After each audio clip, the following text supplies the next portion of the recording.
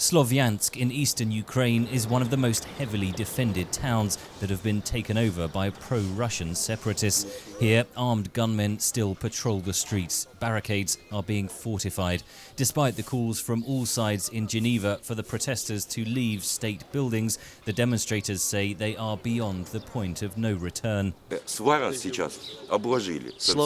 is now besieged from all sides. There is the army all around, and we are going to stay here until the very end. Now we are demanding federalization. We want to have a referendum, and we want people to vote themselves and to make their choice with no Russian troops, no one here. But if something starts, we will ask Russia to intervene to help us have a referendum.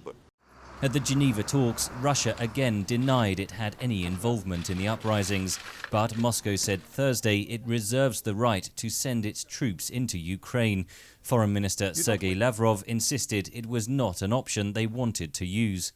We have no wish to put our armed troops in Ukraine, on the territory of a friendly state, on the territory where our brothers live.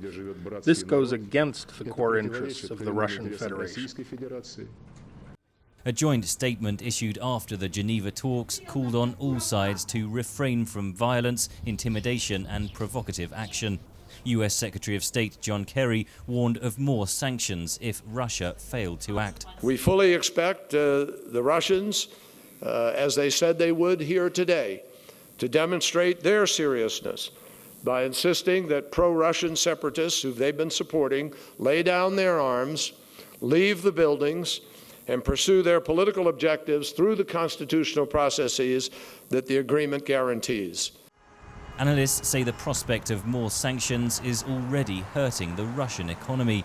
Moscow warned this week its economy might show 0% growth this year due to the crisis. But many global companies are lobbying against sanctions, says Ben Kumar, analyst at London investment management firm 7IM. You have this globalization now that means everyone is linked to everyone else. Companies like BP, all of the other major energy companies are so multinational that if you start threatening to shut down trade links, they will kick up a fuss. The West is backing threats of sanctions with a show of military force. Canada is sending 6 fighter planes to the region to help bolster NATO defences. NATO has ruled out military intervention, but says the deployment is aimed at reassuring allies in Eastern Europe.